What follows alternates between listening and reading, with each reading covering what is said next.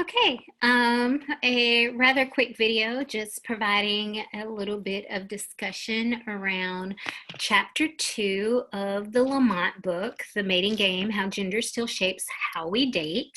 It's been a couple weeks since we read chapter 1, The Puzzling Persistence of Gendered Dating, but in chapter 2, we're kind of getting into what's going to be one of the primary themes of the book, which is the idea that kind of in this post gender revolution slash stalled gender revolution era, that a lot of men and women in heterosexual partnerships say that they're looking for egalitarian love, but then they go on to have partnerships, marriages that don't necessarily reflect the egalitarian dynamic that they say that they're looking for. And additionally, she is also kind of interested in how this quest for egalitarian love looks in queer relationships, members of the LGBTQ community. And so they're also brought in as well. Okay, so this chapter begins off with some interview snippets from a young woman named Kiera, and she's talking about what she's looking for in her career, as well as what she hopes to find, or what she was looking for in terms of her marriage,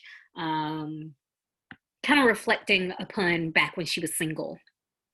And this chapter opens up with those comments because she was kind of being held up as an illustration of a common refrain that Lamont heard when interviewing particularly heterosexual women.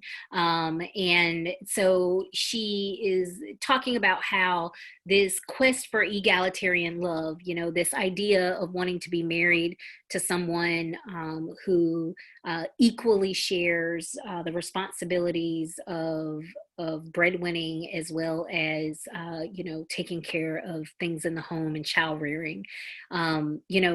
We've already discussed how this is a fairly modern concept and desire. So one of the primary questions that Lamont is looking to answer in this chapter is, where do these new goals come from? And how do young adults make sense of the messages that they received growing up? So this chapter was a lot about kind of parental socialization around career aspirations as well as relationship aspirations.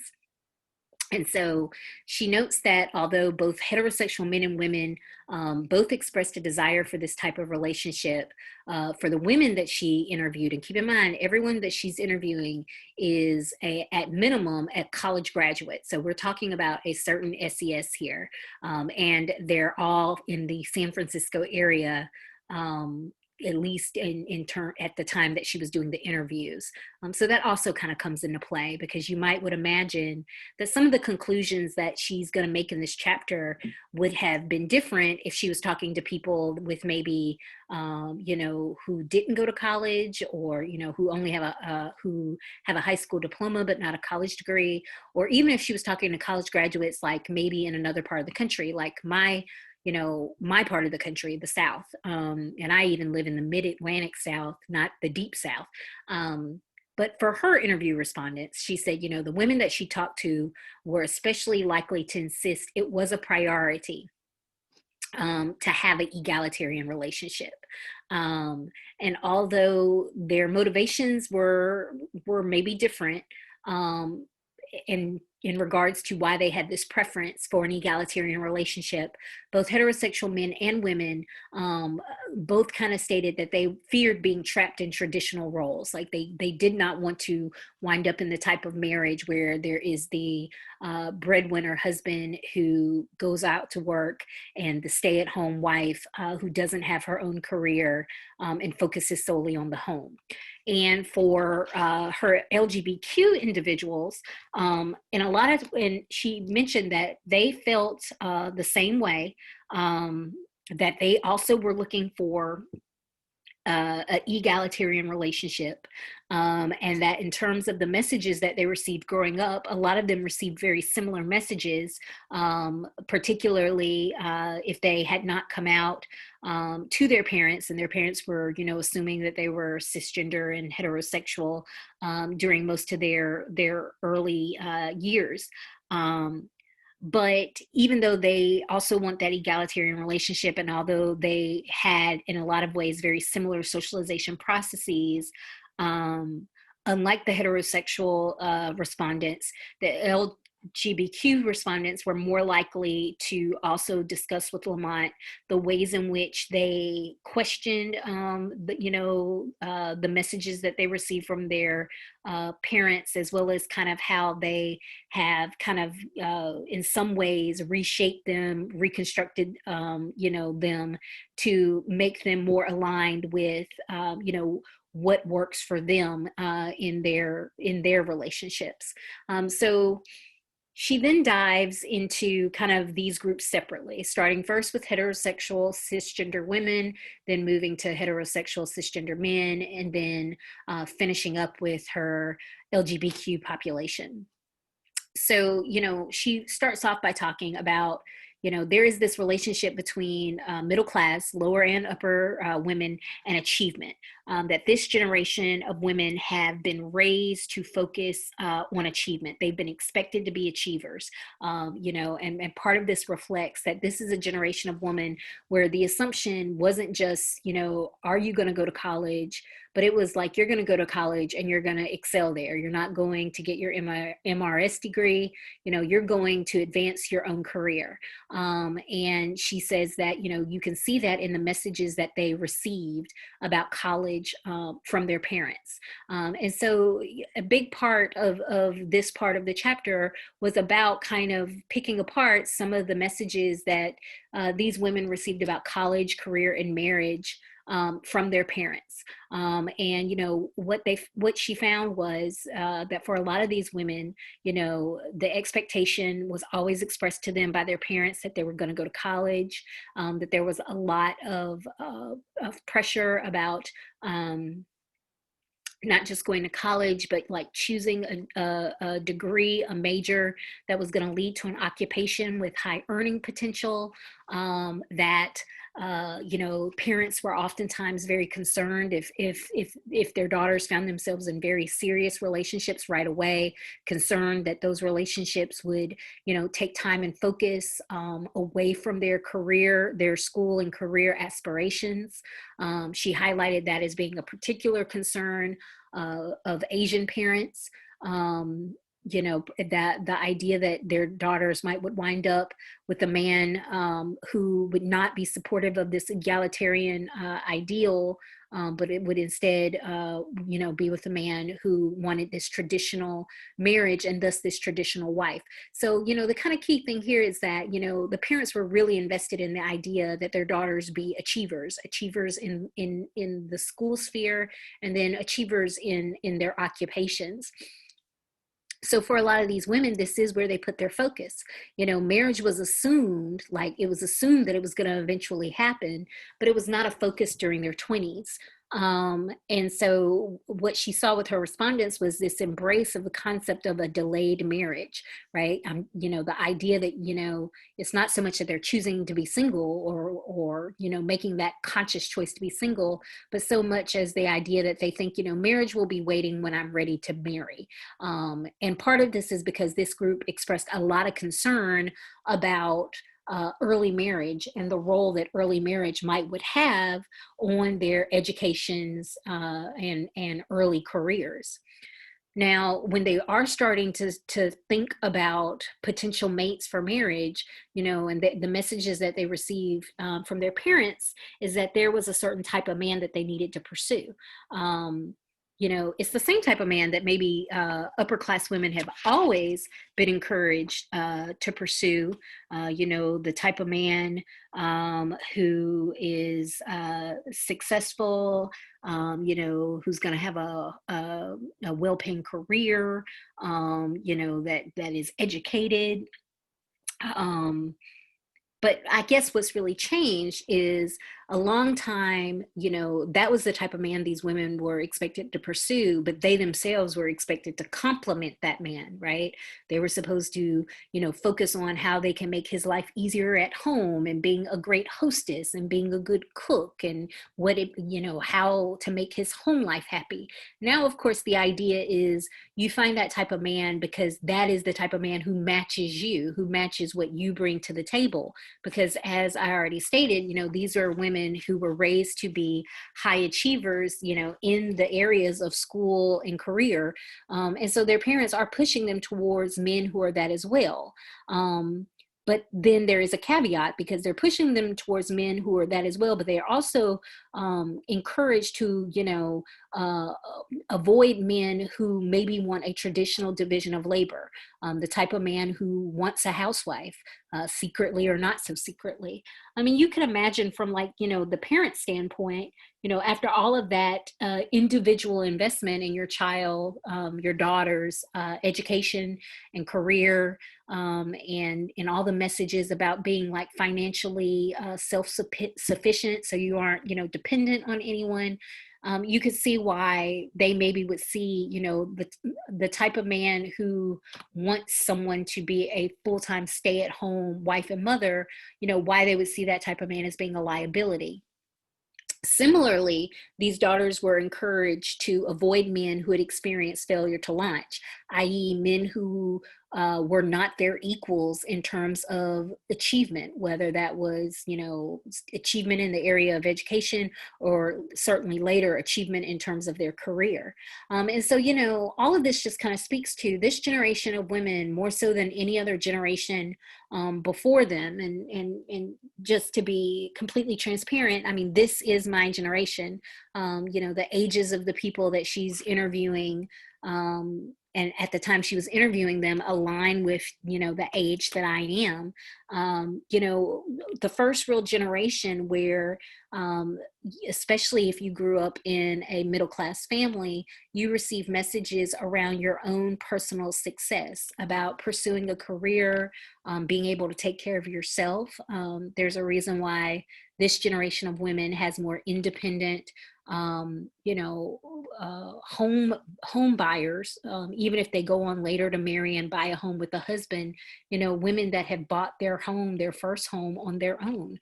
We were a generation that was raised to prioritize, our own educational and career trajectories, as opposed to being raised to find a mate, and to hook him early. Like, that wasn't a message that women around my age received. And there are other books that kind of discuss this. I own two of them that I feel are interesting, and I'm just kind of putting them out there in case you're looking for some other reads, if you're interested in like the role of ambition in balancing career with relationship. From a female standpoint, Double Bind, Women on Ambition, and The Ambition Decisions are both two good reads, easy reads too. So, most of these women, are hoping for that egalitarian ideal, and they expect to split up, both breadwinning as well as taking care of the home equally with their husband. Now, where they start to feel like there might be some limitations on how egalitarian our relationship can be is when they start considering, what role children may play. For about a quarter of the heterosexual female respondents, they either embraced an orientation towards caregiving, indicating that they would shift more of their time towards being a caregiver and less out of their paid employment, or they just couldn't see a way to build an egalitarian relationship after the arrival of children. And that's not entirely a false perception. because most of our research, our polls, our surveys, as well as observational data, does suggest that household labor, especially after a couple has children, becomes more gendered, with mothers doing more than fathers. And so, these women aren't wrong to assume that they will wind up with a lot less egalitarian relationship after that they have children. Um, and so, they wanted their careers, but at least a solid quarter of them saw themselves as being the one that will have to do the caregiving that might necessitate a break from the labor force.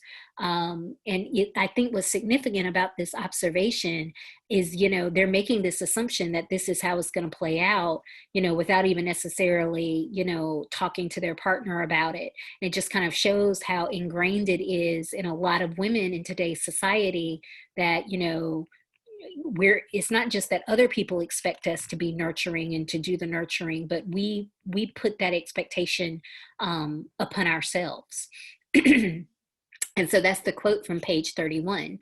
Raised by parents to put education and career before marriage, the women embrace the self-development imperative middle-class women now face. And as a result, what women want from their relationships has shifted. So for almost all of these women, because they have invested so much energy and resources in themselves, their educations and their careers, for a lot of them, even the reluctant idea that they have to give their career up is not appealing. And so what they want, or what they say they want, is a partner who is going to share these responsibilities with them equally, or as equally as possible. And so as we think about, I'm going in the wrong direction. And this just kind of shows you, part of what, some of these women may be fearing is, once again, something that we can see supported in a variety of data sources, is that when we are asking women about things like their feelings of anger or depression or stress or sadness, you can see that there is a distinction between stay-at-home moms, and employed women who don't have any children, with stay-at-home moms consistently across most of these categories being more likely to indicate that they have these feelings than employed moms, and certainly more likely than they have these feelings than employed women who don't have children. And so what about men? So what were the middle class, lower and upper heterosexual men's concerns, and how did they differ from women, and why? So once again, we are, their concerns in some ways are similar, or not. Well, they're the other side of the same coin. That's how I'm going to put that. So they're also seeking professional success, but that's just kind of expected of them because they're men, and being professionally successful is part of the hegemonic ideal. They largely also are not looking for a relationship based on traditional gender roles. These respondents are wanting to avoid what they see as being the burden of being the sole breadwinner. A lot of them also indicate that they want to be more active participants in their children's lives. And so, therefore, they're landing at the same conclusion as the heterosexual women, that ideally what they say that they want is an egalitarian relationship.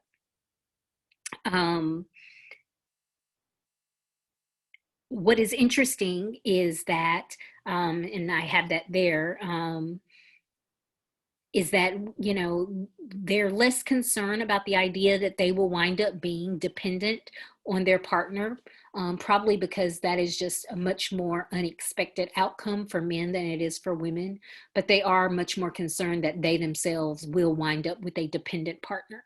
And you can kind of see, it's a little bit dated, but you can kind of see based on the earnings of husbands and wives, that, in a lot of situations, the husband does still make more than the wife. How much more varies. In a lot of families, the gap isn't that large. But there are a growing number of families where the woman makes more.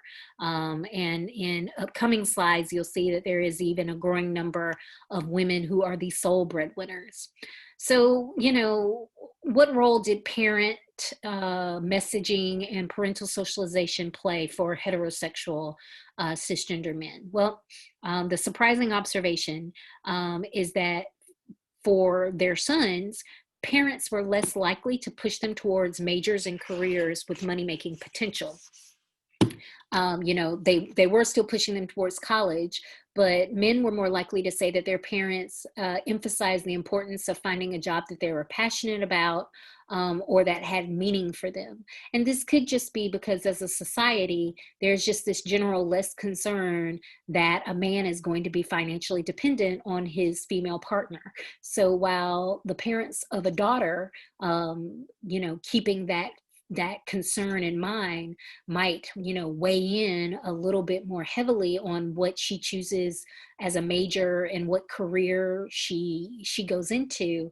There seems to be this assumption with men that they'll figure the money thing out, and that, that they're going to be self-reliant and self-sufficient regardless. So the parents were less overt about that messaging.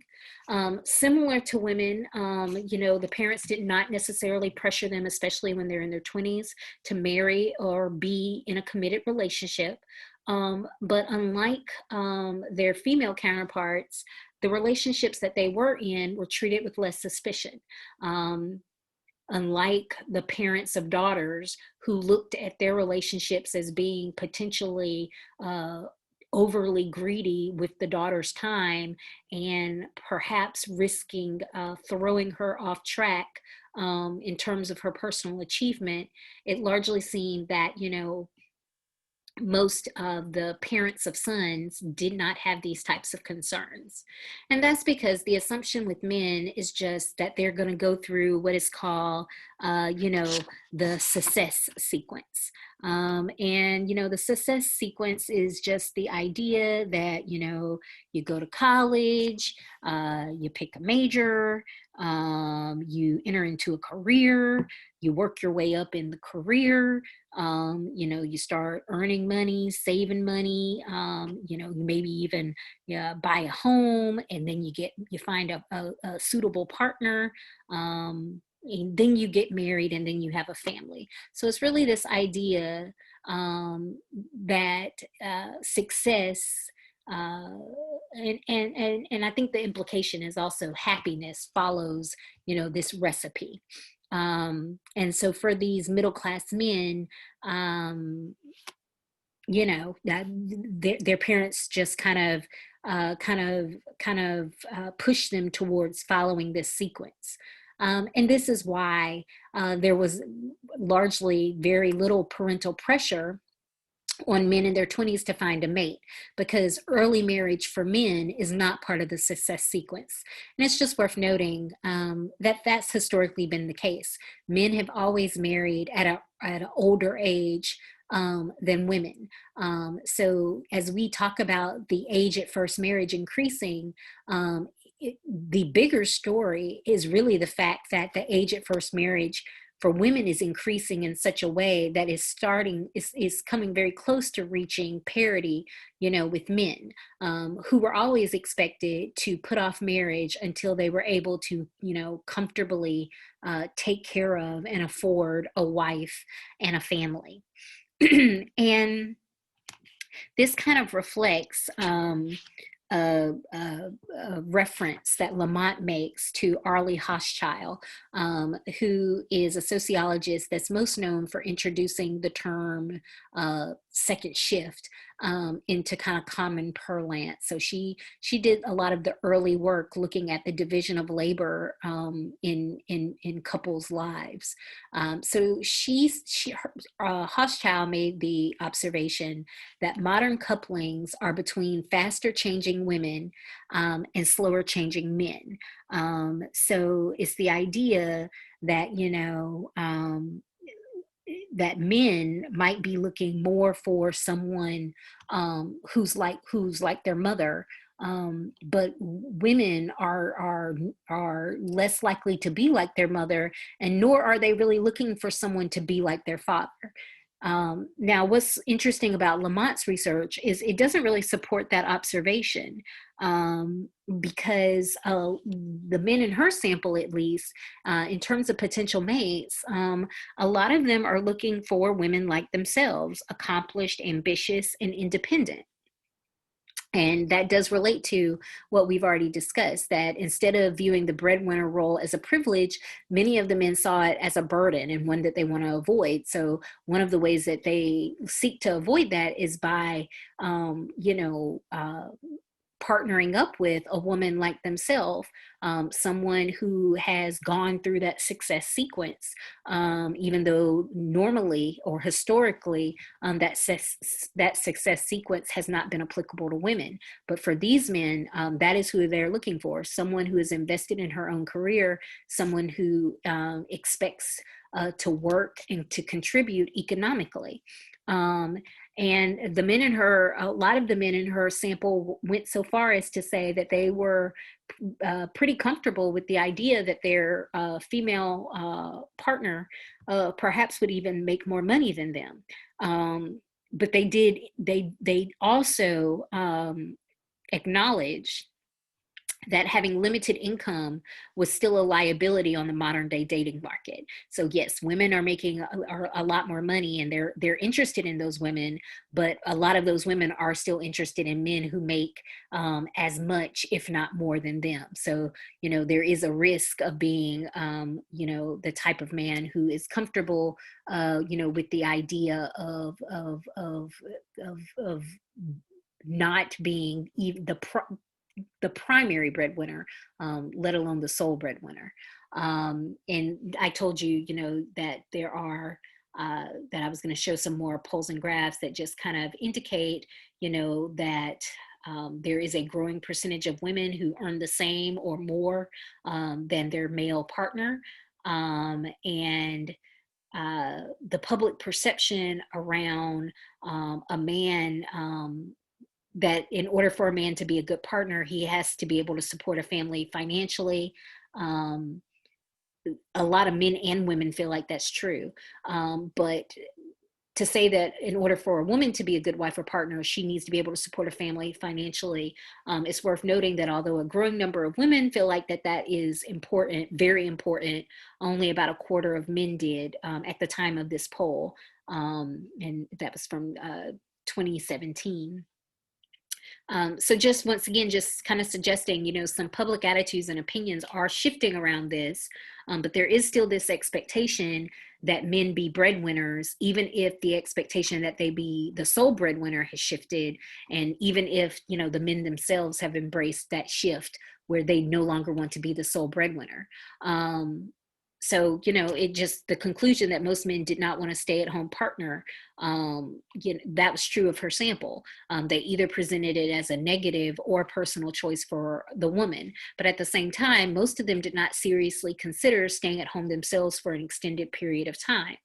And as I've already stated, these findings from her interviews just suggest that they were a lot more worried about being financially responsible for someone else, for a dependent partner, and they were less concerned at the idea of their own potential dependency. And like I said, that probably just has a lot to do with kind of public perceptions and societal assumptions around masculinity being related to professional and economic success, or if not success, at the very least, self-sufficiency.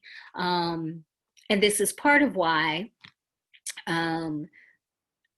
there, as that Pew Research Center poll from 2013 kind of suggests, you know, society is a little split, with a little bit more people being more likely to think that children are better off if they have a stay-at-home mother. But society seems to conclusively feel that families are better off if the father works. So there isn't a lot of larger social support around being a stay-at-home father.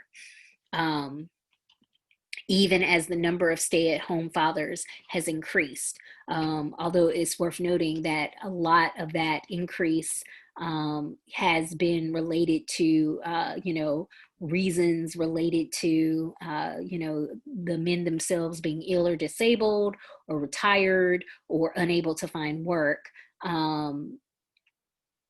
A lot less of them are staying home because they claim that they are specifically made that choice to take care of home and family. And so this just gives you just kind of some shifts in, you know, our population in terms of stay-at-home versus working mothers, an increasing number of stay-at-home dads, but how those kind of rationales and reasonings behind that stay-at-home decision can vary between gender.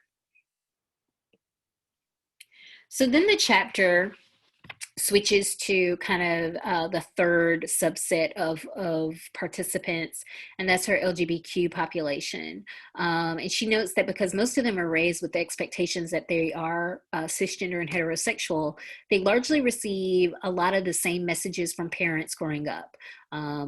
But at some point, they have to reorient themselves in regards to these messages. And that's because, of course, these messages themselves, you know, are heteronormative. They're really based around the idea, you know, that you're raising a cisgender heterosexual individual who is going to marry a partner of the opposite sex. And that is in aligned with kind of those traditional kind of gender norms and gender assumptions. So the fact that for this population, you know, these are not the relationships that they go on to have, they have to find a way to kind of create new norms for themselves, as well as to really to think about exactly what it is that they want out of their relationships, short and long term, because they were less likely to receive those messages from society, as well as their parents. Um, but just in terms of egalitarian love, it's worth noting that a lot of her respondents, they wanted relationships that balance the needs of the individual with the needs of the relationship. So really similar to that desire for egalitarian love that was expressed by the heterosexual respondents. There were a couple of differences when she was talking about the messages that they received from their parents, and the pressures. You know, she noted that they received similar messages regarding college and career as cisgender heterosexual women. But they were more apt to resist those pressures. In her LGBTQ respondents, when talking about their educational and career choices, they were much more likely to indicate that they were concerned with finding freedom and meaningful work. And then in regards to their relationships, especially for lesbian and transgender women, the messages from their parents were much more likely to be conservative. This wasn't true for gay men and individuals assigned a male identity at birth. So I guess really before I think I should have probably said lesbians and transgender men. So individuals who were assigned a female identity at birth received more conservative messaging. But gay men and individuals assigned a male identity at birth largely reported that they received identical messages as their heterosexual cisgender counterparts. So they received those messages about focusing on the success sequence, focusing on school, getting an education, getting a good job, working your way into some amount of professional and economic stability, buying a home, then finding a mate or a partner. But then what does that mean for the LGBTQ community? Because as your book notes, in spite of the so-called deinstitutionalization of relationship pathways and the expectation that people pick and choose the type of life that works best for them, one relationship ideal remains culturally dominant, especially among the college educated. It's a fancy way of just saying that, the norm is that heteronormative norm, right? That you find a partner who is of the opposite sex, that you get married, pool your resources, have kids, right? We act like there are a lot of other acceptable ways in which to have adult relationships, but marriage itself is the kind of dominant it is the dominant way in which we expect adult relationships to be organized, and marriage is heteronormative. And so to a certain extent, she did say that the response to this narrative was differentiated by gender, those raised as boys versus those raised as girls. People who were raised as girls were much more likely to be anxious around how to, fit this dominant cultural theme. They were more likely to try to suppress their sexuality in order to fit this kind of dominant theme, and to try to find a way to uphold it in some way, even if it made them, dissatisfied and unhappy. Those who were raised as boys were much more likely to be comfortable kind of rejecting this dominant theme, this expectation around mating and marriage. And they were much more likely to reject it with less anxiety and less concern about, public opinion or parental approval. But even those who rejected it, the issue they ran into was there was a lack of alternative options, especially at the time that she's collecting this data. So, that meant that they either had to focus on just like sexual relationships, or they opted out of romance altogether. And I just really want to emphasize, because if you're thinking about, the time period in which a lot of these people that she's interviewing, grew up and became young adults in, public opinion was not as tolerant, and support, institutionalized support, was not established at the time that they're thinking about. And she does note this, that at the time that she's doing these interviews, that although California has, by the time she does her second round of interviews, they have eliminated a same-sex marriage ban. Obergefell-Hodges, which was the Supreme Court case that legalized same-sex marriage and pretty much said that states could not pass same-sex marriage bans, that was unconstitutional. Obergefell-Hodges hadn't happened yet. So, it isn't just because they aren't sure what they want that contributed to her LGBTQ population not having a clear sense about what they wanted in the future. It's also because on a larger social context, they weren't given the institutional resources to know exactly what they would even be allowed or permitted to do. And so, at the time that she's doing the interviews, especially her first wave of LGBTQ interviews, this is a time period where marriage really was not even an option. So the idea that how she characterizes a lot of their responses is the embrace of what she calls flexible commitment. And this concept of flexible commitment at least partially does flow out of the fact How do you commit to someone when marriage is not a given, when you aren't definitively on the pathway to marriage, and likely neither partner even thinks that that's the pathway that you're on.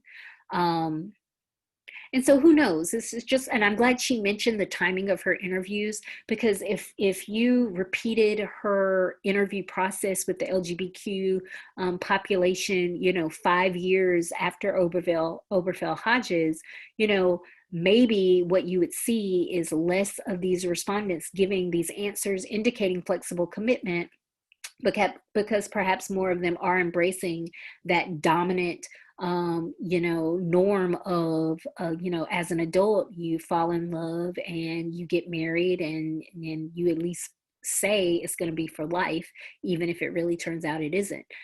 At the time that she's doing these interviews, largely that is just not an option, or foregone conclusion for the people that she's talking to. And she does mention that, because her second wave is, of data collection is happening, like, right as this fight for marriage equality is coming to a close. There isn't even a consensus, in her LGBTQ population, that the fight for marriage equality is even that consequential or even that important. She gives that quote from one individual who points out all the things that they felt were much more important, much more significant concerns for that population than the right to marry. So there, and certainly that person is not the only person that feels that way. There are people that feel like, yes, while it's great that you now have the institutional protection to marry, there are rumblings about, but why would you want to marry? Why would you want to embrace this heteronormative institution? Why would you not want to come up with a different way in which to, organize your adult relationships and family life? And I really think the kind of short answer to that is because, just because you're LGBTQ, you still grow up in this social context. You have still received messages from parents, friends, media, that is the dominant norm. That is the dominant expression of showing your love and commitment is, by putting a ring on it and saying I do. So to the extent that her respondents from the LGBTQ population indicated that they did want this marriage, the type of partnership that they wanted was an egalitarian one. But unlike heterosexual couples, they were much more likely to emphasize, that there needed to be intentional rather than default decision making. And so, like, for instance, like that decision to have children. So I think this is a really good counterpart to her finding from the heterosexual women's interviews, that so many of them just assumed, like, oh yeah, we're going to have children, and oh yeah, I guess I'm going to have to be the one to step back from my career. That's what's meant by default decision making, right? Where you're just making these assumptions without having intentional conversations with your partner about it and coming to a decision together. She said that in the LGBTQ population, for her respondents, they were much more likely to be intentional about it, which, if you think about it, probably sets them up for truly having, a more egalitarian outcome, because they're having those conversations about it in advance. And so the big takeaway, from this chapter, is that, it is the role of class, which all of her respondents share, they're all middle class, that shapes most respondents' desire for an egalitarian relationship. And that their perception that this type of relationship was ideal. And that their perception and their desire is rooted in the messages that they received from their largely middle class parents, or they picked up upon once they were in the settings of college and careers that required college degrees. So they were around other people that shared their class position, which just reinforced that for this generation, for the people that fall in this age group at this time, the largely socially desirable and socially acceptable partnership that they should be seeking out is one that is characterized by egalitarianism. As we move into the next chapters, we'll see in what ways, do their behaviors in their dating and partner relationships, in what ways do those behaviors structure the likelihood that they wind up with this type of relationship that they all largely claimed as being desirable and ideal.